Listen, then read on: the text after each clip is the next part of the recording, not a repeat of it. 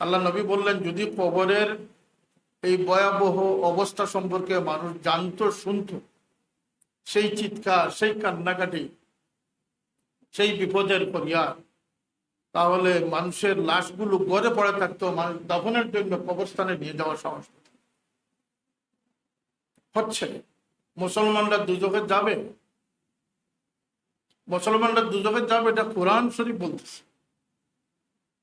কিছু মানুষের ওই যে আমি বললাম সমুজ, আল্লাহ সম্পর্কে ক্ষীণ ধারণা নিয়ে মানুষ বসে থাকছে, কোরআনকে একভাবে ধারণা করে বসে থাকছে, আল্লাহ নবীকে একভাবে অপমূল্যায়ন করতেছে। হ্যাঁ, দুনিয়াতে আসার মূল কারণকে সে ভিন্ন দ্বারা প্রবাহিত করতেছে।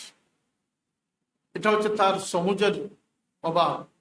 এটার কারণে মানুষ দুনিয়া থেকে যাওয়ার সময় অধিকাংশ মানুষ বেঈমান হয়ে মারা। আমাদের প্রকৃত জ্ঞান, যে জ্ঞানটা আল্লাহ আমাদের জন্য ফরজ করেছেন, তালাবুল ইলমি ফরিদাতুন আলা কুল্লি মুসলিমিন ওয়া মুসলিমাতিন, এই হাদিস আপনারা সকলে শুনেন, জানেন। শিক্ষার জন্য চীন দেশে হলে যাও, সেটা শুনেন, জানেন। জ্ঞান বিজ্ঞান শিখতে ইসলাম কোনো বাধা দেয় নাই, তবে মৌলিক জ্ঞান আগে শিখতে হবে। সেই বেসিক নলেজ অফ ইসলাম, এটাকে আপনারা আমার আগে শিখতে হবে।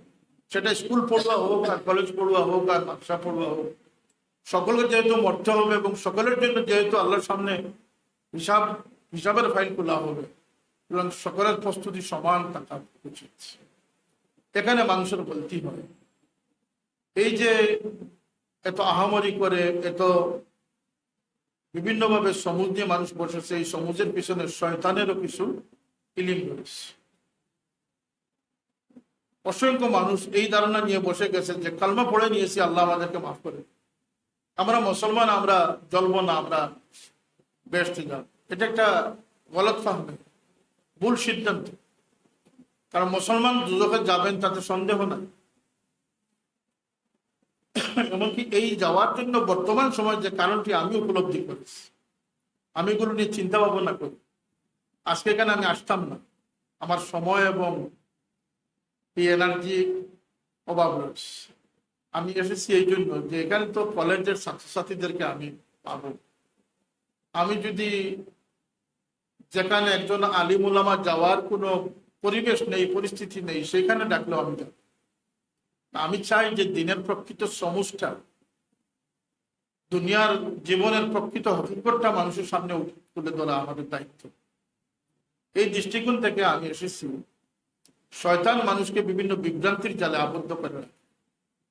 শয়তান মানুষের কিছু ছাড়ে না। কোরআন শরীফে এসেছে ডান দিক থেকে, বাম দিক থেকে, সামন থেকে, পিছন থেকে। তার শক্তি সম্পর্কে আমরা জানি, সে রক্তের সাথে মিশতে পারে। আমরা দেখি না, সে দেখে। সবখানেই সে আসছে, কিন্তু আমরা দেখি না।